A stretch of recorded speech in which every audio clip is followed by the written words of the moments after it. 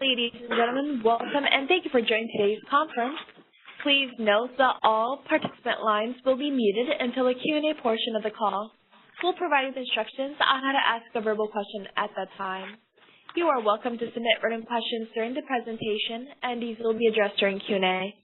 To submit a written question, use the chat panel on the right-hand side of your screen. Choose All Panelists from the Send To drop-down menu. If you require technical assistance, send a note to the event producer.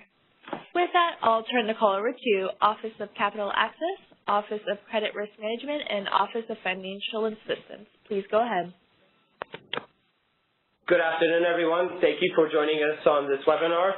We're covering the corporate governance in regards to SOP 50105K. This is Bob Akosani, and we'll just get into it. So some of the webinar topics that we're going to be talking about are on this page. We'll actually go through them one by one. And at the very end, Warren has offered to go over 5 minutes of professional services contract with us.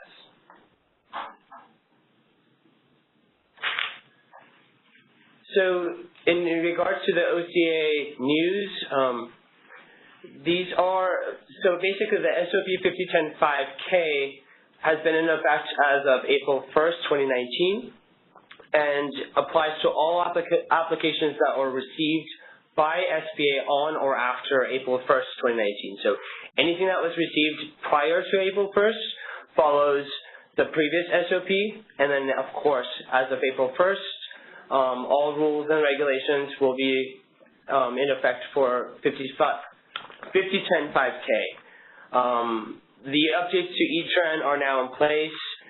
All changes to SOP-K are outlined in Info Notice 5019-004, and the corporate governance is now in proposed rule, which at this time we can't talk about it. So this slide and the next have the login information for our upcoming 504 webinars and calls. The first one, the 504 closings webinar, has not yet been set in terms of date, but it's probably going to be late summer or early fall. And as soon as we have more information on that, we will be sure to send that out to everybody so you can join us. And then here are the dates and call information for the ones at the end of the year. Just a note, if you want to be added to this, to our contact list or removed, you can go ahead and contact me directly. That's ginger.allen@sba.gov. Coming soon, we've been updating all of our CDC program guides to reflect the new SOP 50105K. They're almost ready to be published, and that includes all of the guides up on the screen there. So we hope that this will be helpful to everybody. And we're also talking about incorporating these guides into the next SOP so that all of the information is in one place. Now, these are the previously announced revisions that we have now incorporated in SOP-K. We're just having it on here so that you know that these have been incorporated into this SOP. Of course, the 25-year debenture, which went into effect on April 2nd, 2018. The debt refi without expansion program that went into effect June 6, 2018. And the newer one, which is the job opportunity requirements. And of course, this affected 3 different sections. The 504 loans are now at $75,000. Special geographic areas are up to $85,000, and then the small manufacturing are up to $120,000. So there are 4 ways CDCs can do loans outside of their area of operations. And by area of operations, of course, we mean the state that you're incorporated in. Most of the changes we made in the SOP in these sections are already incorporated in the guides that we're going to be posting shortly. So we didn't do any procedural changes, anything here. But we do want to remind you of the ways that we can do loans outside of your area of operations, partly because there's still the emphasis on doing more loans in rural areas and in opportunity zones. The one that's a bit time sensitive is the 504 Rural Initiative Pilot. And basically what we do with the pilot is we waive the case-by-case requirements, or at least most of them. And this allows CDCs to do loans to rural areas that are in your region. I've heard that some folks are having a hard time accessing the Excel chart that we have on the CABS homepage. So the link is now working. There are 2 links on the CABS homepage. It's the second link there. And in the past, I've been able to either open it or save as. So try both options. But I know a lot of folks are having problems downloading that Excel chart. And the Excel chart has a list of every county in the U.S. And if a county is 30% or more rural, then it will be counted as rural in E-Trans. So that's how you can tell if the project is potentially eligible for the 504 rural pilot. Ginger, one case-by-case request, those are now processed by Sacramento, no longer at the district as it used to be. I don't know if that's okay. in the SOP. Great. Thanks, Warren. Appreciate that. So, Paul, I think this is, we're going to turn you over to Paul Kerwin from Oakland to talk about and his team to talk about the next couple of slides. Okay, this is Paul Kerwin. I'm with the Office of Credit Risk Management, and Tanya Miller here is the lead on the CDC annual report reviews and jobs testing. So the first slide is regarding the independent loan reviews. Effective April 1, the requirement has switched from annual independent loan reviews to every other year. And so the only clarification that's in the SOP now is that CDCs cannot obtain the independent loan review services from another CDC, and the change was made to reduce the administrative burden, especially on the smaller volume CDCs, but it applies to all CDCs. We have, a large number of CDCs that use outside vendors, but we also have CDCs that conduct these reviews using staff. As long as the staff that are conducting the review are independent of the function being reviewed, that's acceptable. We have some CDCs that also have some of their board volunteers conduct the reviews, some volunteers that are with a bank background, and then the next. And then Now on this slide, this is Tanya Miller. On this slide, we're reminding you of the annual report submission deadline. This doesn't change in the SOP, but just as a good reminder, the dates, the 180 days, generally don't fall on the very end of the month. That's an assumption there. So for June 30th, 2018, that would be due December 27, 2018, for instance. Annual reports are submitted preferably by email to cdcannualreport@sba.gov with a copy to your lead district office. Physical annual reports are still accepted, but it's much easier for us to process the electronic version. There are some changes that apply to annual reports due after April 1, and the biggest one is including the Form 159s where they have not yet been uploaded to E-Tran. The change here is that 159s up to now are required to be submitted with the annual report for the period under review. As the new requirement takes place for the 159s to be uploaded to E-Tran, if you have already uploaded your 159, it does not have to be included in the annual report, so you don't have to submit twice there. However, we're requesting that you send a list of all 159s executed during the period under review to include the loan number and the date of the loan approval. This will mainly impact financial year 2019 and beyond, so it's not an issue for annual reports that are due in the next few months, but the first batch of annual reviews due at the end of this year, just keep that in mind.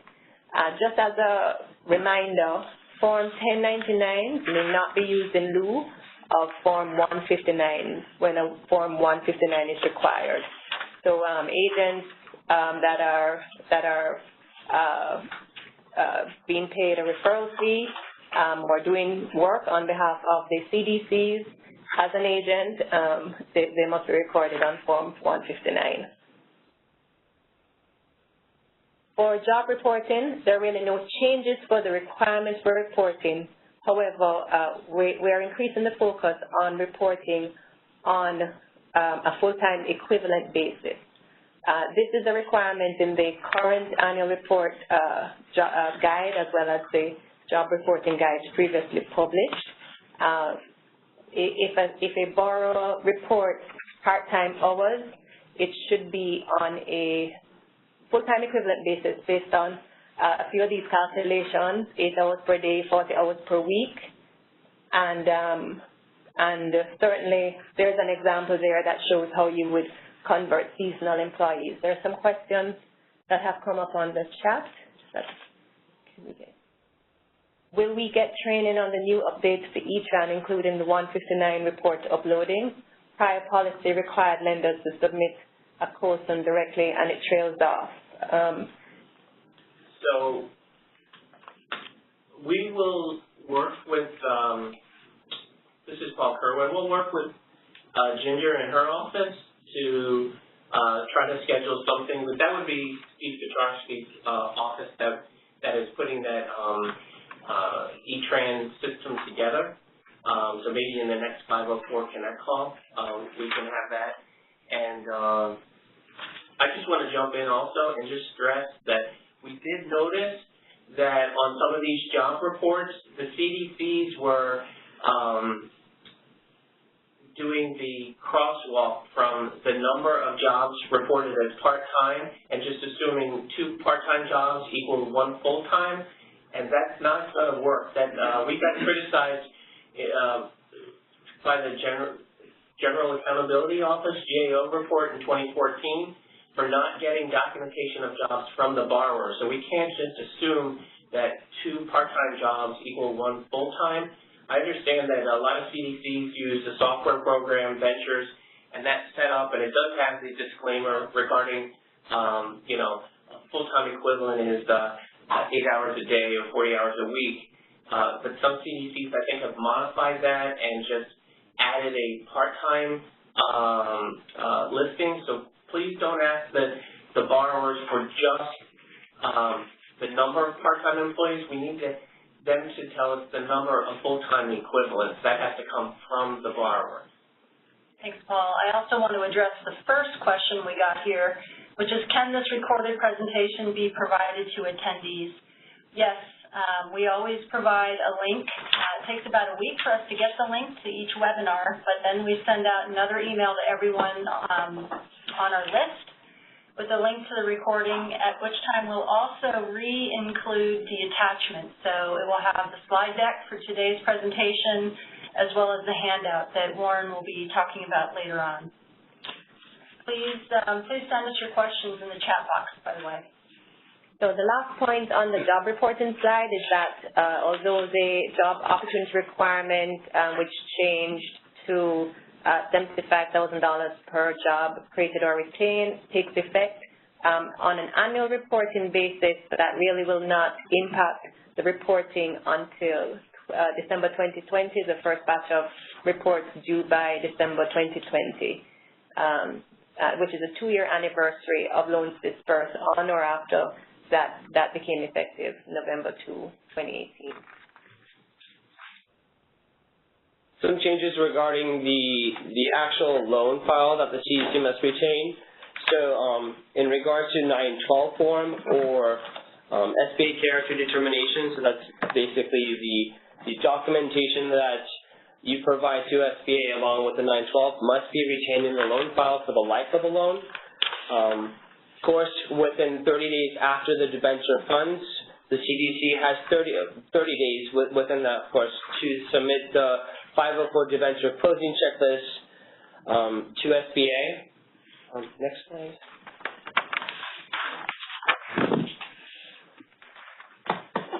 the CDC also has to retain the original application. This is basically, of course, the 1244, and as we spoke, the 912 along with its documentation. SBA Form 159 also has to be retained in the file. The original has to be.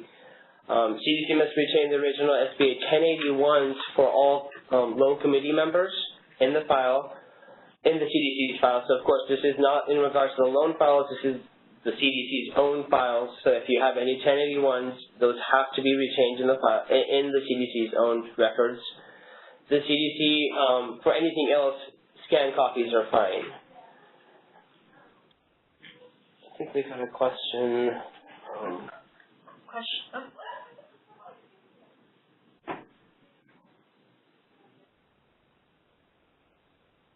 Sorry, looks like we got a couple questions all at once here.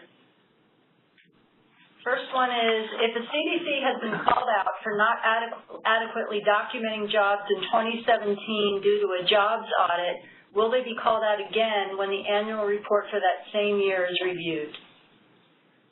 So how we do the job testing is just 5 random loans per year to see what the accuracy, timeliness, and documentation results look like. If you had a prior finding, generally we will recognize that you may still be implementing those findings, and so that the documentation may not have been updated according to the last set of reviews. But just to keep us, current on the job reporting and in compliance with the requirements and the findings from GAO, we are testing every year. So there is a chance that there will be, something that's repeated that's not quite yet fixed. All right, the next question is, should Form 159 documentation be submitted on all approved loans regardless of whether a 159 was completed on a particular loan? In other words, does the CDC need to submit documentation even if a 159 is not required? And the answer is no, they do not. At this time, you only have to upload it if it was actually required. And I want to clarify, because one of the previous questions said that the 159 was previously submitted to Colson, so that's for the 7A 159s. So in the last couple of years, the 159s were included with the annual report. So effective November something,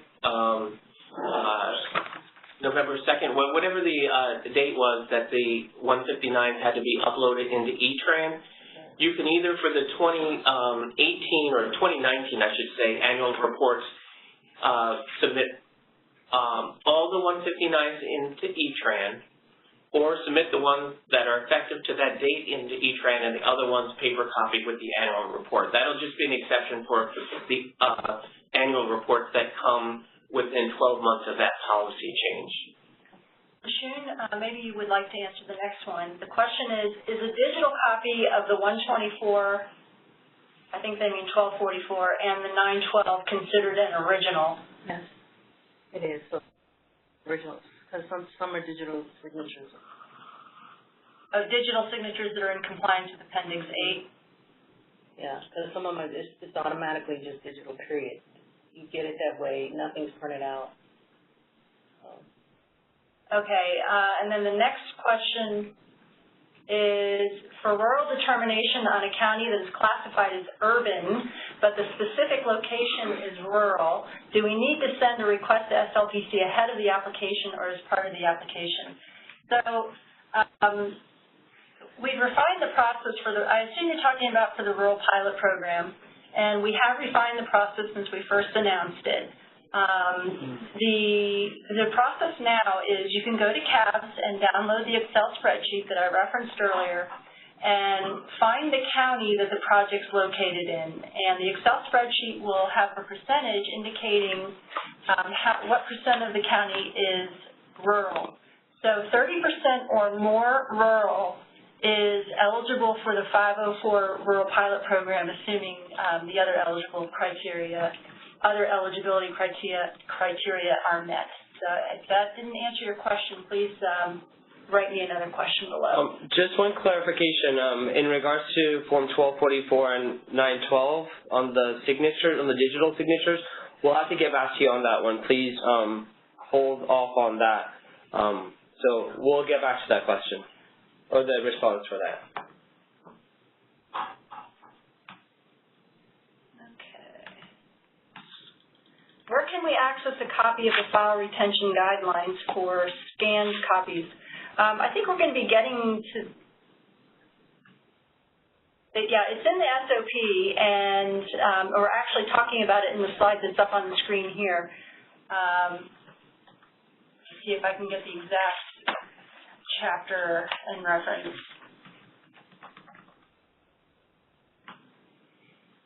It's in Chapter 3, paragraph IIB8, so it's on pages 56 to 57 of the SOP. And we also reference it on page 3 of the information notice that we put out on the issuance of the SOP. So I hope that helps you there.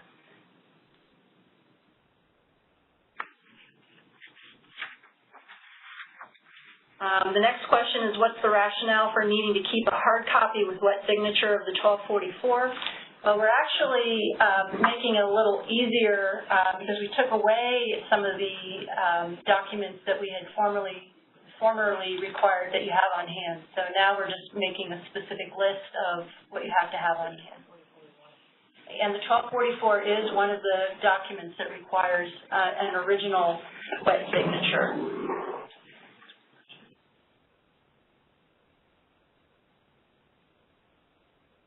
So here's a good question regarding whether wet signature means digital signature. Sorry, my question thing seems to be scrolling uncontrollably at the moment. A wet signature is satisfied by an electronic signature that is in accordance with Appendix 8 of the SOP. And Appendix 8 is like 10 or 11 pages long. And if you feel that your electronic signature is in compliance with that appendix, then the wet signatures, for instance, on the 1244, would be satisfied by an electronic signature that's in accordance with Appendix 8. Each state has their own requirements for other things like the collateral documents, like deeds and notes and things. So look to your states and your district council for those answers. So another question about the rural pilot. So if it's less than 30% on that chart, there are no exceptions. I would say that's probably the case. In fact, yes, that is the case. It has to be 30% or more rural in order to be eligible for the rural pilot. Next question is, the Federal Register notice regarding changes in jobs requirements specified that the new jobs requirements apply to any 504 loan that is approved on or after November 2nd, 2018. However, one of the prior slides referred to a 2-year anniversary of loans disbursed on or after November 2nd, 2018. Can you clarify if it is authorizing or funding for applicability of the 11 to 18 date? Paul, or Tanya, you want to address that? Okay. The job reporting currently is required 2 years after the disbursement of a loan, and that remains. The higher disbursement, the higher figure of 75,000 average debenture per job, we will not be testing for that or looking for that until 2 years after that rule became effective, which is November 2nd, 2018. So the first time that will appear in the annual report, this is strictly for the annual report, not for the loan approval process. The reporting requirements don't take effect until the 2-year anniversary of that date. So just splitting the two issues into reporting versus the actual effective date of the requirement itself. So I think the part of the question is it loans that were funded? One of the slides may have said funded on November 2nd or later, or approved, and it's approved, I believe, because that's what it is. So if the loan was approved 3 years ago and closed November 3rd, it's the old jobs debenture number. If it's approved November 2nd or after. So it's a split question, I think.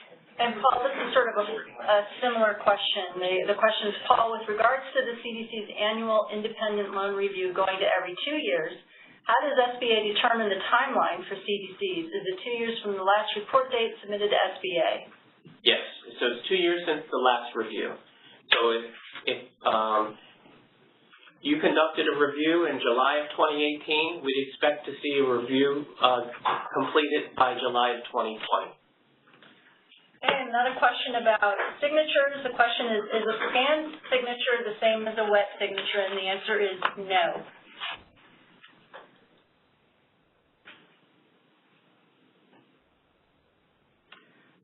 Question back for Paul's team. One of the previous slides said that the annual reports would not be impacted by the job opportunity changes until December 2020, which would be 2 years from the anniversary date of November 2018.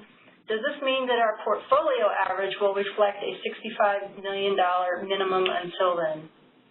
65,000, sorry.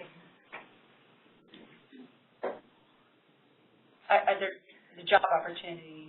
So from a review process, review point of view, we would look to ensure that the portfolio under review in the annual reporting period in 2020 is $75,000 per debenture per average debenture per job.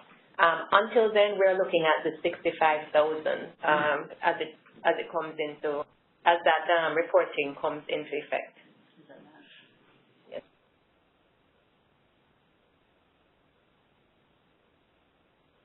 Okay, more questions about the electronic signatures. Sounds to me like we might need to get a separate FAQ or webinar out there for you guys. Seems like there's a lot of questions about it. This one says, I thought I heard you say a wet signature includes an electronic signature done in accordance with Appendix 8. Yes, that's correct. Has SBA documented this clarification anywhere in writing? Well, as I said earlier, Appendix 8 is about 10 or 11 pages, and that's where it lays out all the requirements for electronic signature references. One of the federal laws about, I don't remember exactly which one it is, but it's uniform across the government. But also on page 56 of SOPK, it does state that CDCs must retain the original SBA application, which this is, of course, 1244, 912. It goes on, 1081s. And it also does state that hard copy records of those documents requiring original signatures must be retained unless the original signature was made electronically in accordance with applicable standards governing electronic signatures. See Appendix 8. So definitely, yes, it's in writing on page 56, and please reference Appendix 8, which Ginger mentioned that it's about 10 or 11 pages long. And the follow-up question to that was, what about faxed or scanned copy of signatures made with an ink pen? Again, that would not satisfy the wet ink or electronic signature in accordance with Appendix 8 requirements. That's just the scanned or faxed copy.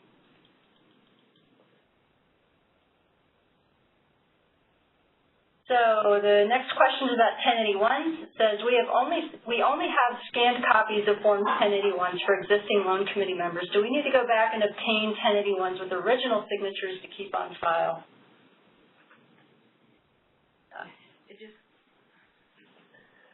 I would say yes, in accordance with SOPK, you would have to go back and get original signatures. Yeah, unless, of course, it was submitted prior to April 1st of 2019.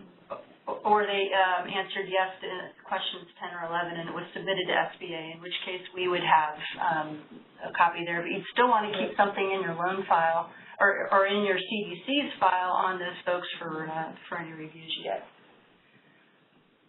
All right, one more. Does this mean that for the period ending December 31st, 2019, our job opportunity average should reflect $65,000 minimum?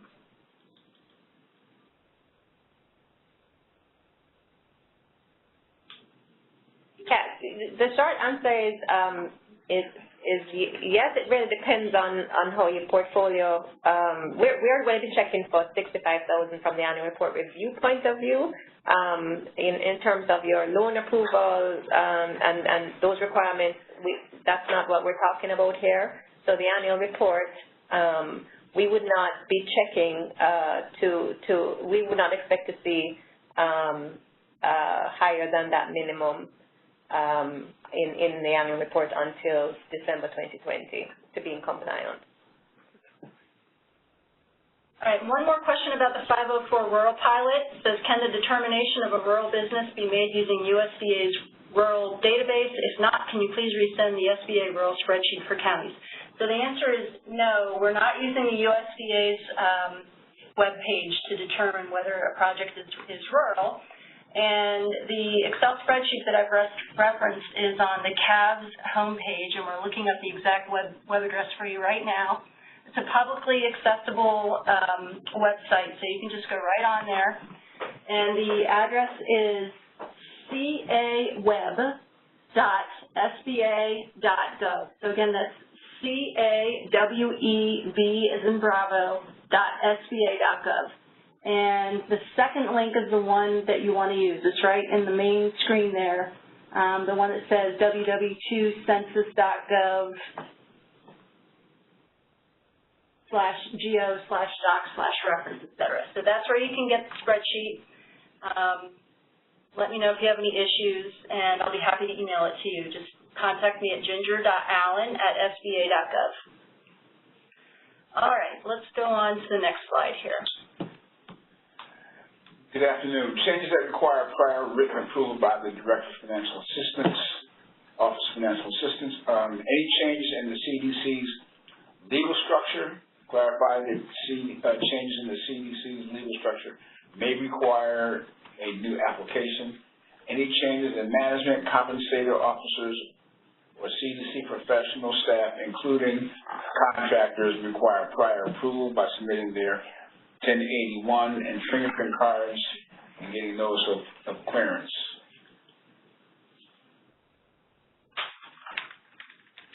CDCs must report to the Director Office of Credit Risk Management within 30 days. Any changes to the bylaws or articles of corporations, CDCs must report to the Director of the Office of Financial Assistance within 30 days. Any changes in the loan committee, changes in the CDC's uncompensated officers, directors, and board members, and they must be accompanied by a signed and dated 1081. The fingerprint cards or electronic fingerprint cards no more than 90 days old, and any supporting documentation if required or if appropriate. Application for CDC certification, revised submission requirements. Board members must submit 1081s and either a fingerprint card or electronic fingerprint submission, each signed and dated within 90 days of submission to SBA. So Warren, we have LaShun here. Oh, I'm sorry. Our guest, and this is what she does day in and day out. Okay. LaShun's going to talk to us about this process.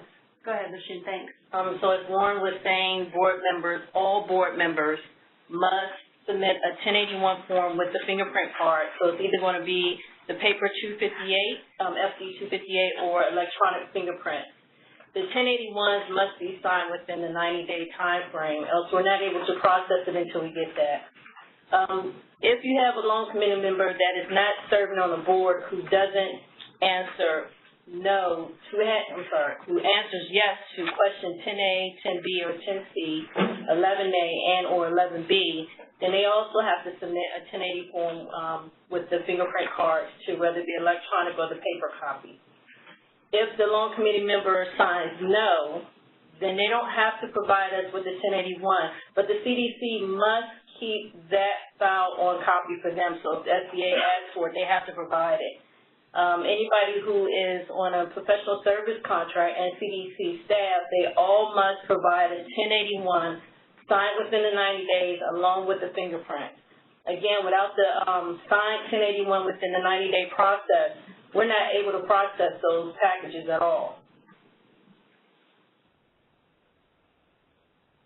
All right, no questions on that yet, but I'm guessing we're going to have a few issues, so stay tuned. We're going to move on. So one of the changes we made in the SOP was we removed a paragraph that instructed everybody that they had to review the SBA's webpage on list of agents subject to enforcement actions.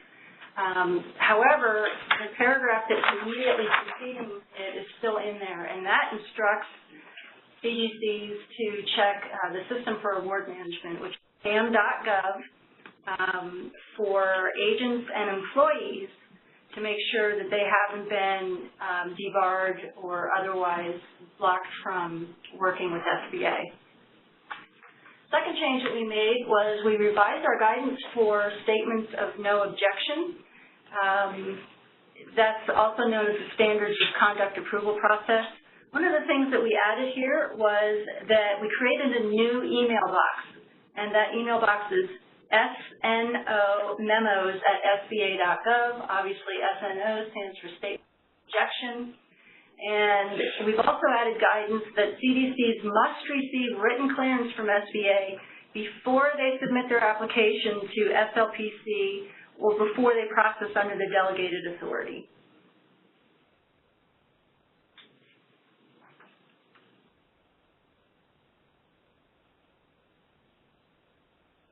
Want to answer the questions?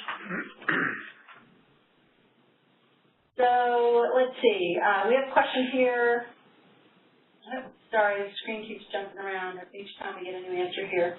What's the best way to notify SBA of new loan committee members? Well, that should go through 504 request at SBA.gov, and you'll be if the loan committee member answered yes to questions 10 or 11, you'll also need to submit the Form 10B1 and either electronic fingerprint submissions or the FE 258. Also a question about 1081s for interns. The question was, are we required to get Form 1081 and fingerprint cards for interns? So this came up about a month ago, and Linda Riley told me that if they're paid, yes. If they're voluntary interns, no. So I just kind of, since Liz is not here, just sharing that information on behalf of her. Thanks, Paul. So, and then we have a question about how long is it taking to get a response from this no memos box. This has only been in effect since April 1st, so we're sorting out how that process is going to work. We don't quite yet know. We've only had, I think, between 3 and 5 memos submitted to that email box at this point, so can't really give you a good estimate on what the average turnaround time is going to be for that. But we are monitoring it and making sure that those requests are attended to. All right. Have we already done this slide? No. All right. So, professional service contracts require pre-approval. So any contracts for marketing, packaging, clothing, servicing, and liquidation, which is approved, which contracts are approved by Fresno or Little Rock. Contracts for human resources, sometimes referred to as co-employment contracts, have to be pre-approved. A further explanation, a payroll service that only processes paychecks and prepares quarterly reports, unemployment reports, does not have to be approved. But if the contractor pays wages, taxes, and provides any type of benefits to the CDC staff, they will have to be approved. SBA approval is not required for accounting, legal, except legal services in connection with liquidation and litigation, IT services, and independent loan reviews.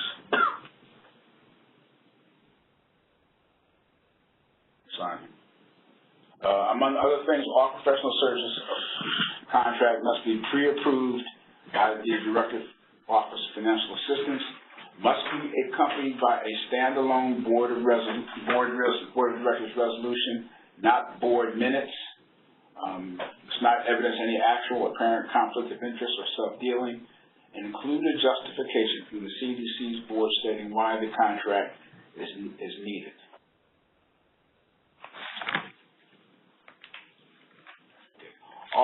contractor personnel must have a 1081 clearance prior to engagement. 1081 clearances are good for up to 1 year. If a contractor has a clearance, they may continue contracting with that CDC for any uninterrupted contract term, including renewals. If the contractor, after that 1 year, if the contractor is engaged by another CDC, they will have to submit a new clearance. Contracts may be renewed annually, not to exceed 5 years for the total term, or they can be for any period up to 5 years, either 1 5-year term, 1 year with 4 one-year options, or any term with options. But in no instance will the term of the contract, including any option periods, exceed 5 years. Contracts for management must be accompanied by a management waiver request. Contracts for litigation must be approved by Fresno or Little Rock, and contracts for co-employment require that the CDC retain the right to hire, terminate, supervise, and manage, and the co-employment contracts are responsible for paying wages, fringe benefits, and any employer-assessed obligations such as the employer portion of Social Security, workers' compensation, etc. You do not have a boilerplate contract as the state laws vary, and following the SOP format can assist with an expedited contract. And somebody submitted a comment here that they submitted a request for a management waiver a year and a half ago and have not received an answer.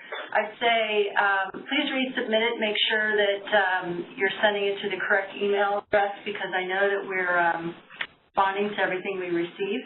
It's 504requests@sba.gov, and make sure there's an S at the end of request. So 504requests@sba.gov, or you can send it directly to Linda Riley. No, just send it to the report.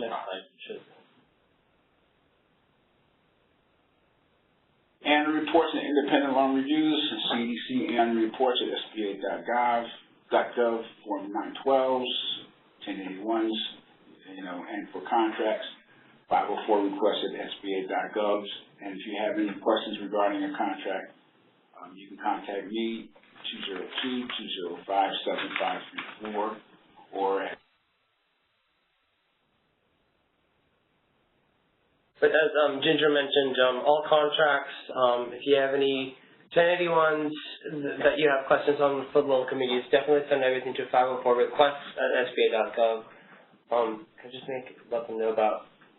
So just so that everybody knows, I'm no longer with the 504 team, effective yesterday. This is Bob Akosani. So I am now with the portfolio management team. I'll be working with all the CDCs, but we'll be leaving you with Ginger, Warren, and Linda until a replacement for me is found. But and we're going to miss you every day, Bob. Thank you for all the work you've done here. Thanks for training me. Much appreciated. Yeah, it's been fun. So that wraps it up, unless anybody here has anything to add. Last chances. Anybody? All right. So we will see you soon. Again, we'll send out an announcement for the 504 closings webinar when we have more information on that. And next week, I'll be sending out a follow-up email with a link to the recording for today's webinar, along with another set of attachments that were out for today's webinar. Thanks, everybody. Thanks for joining us. Have a great day. That concludes our conference. Thank you for using AT&T Event Conferencing Enhanced. You may now disconnect.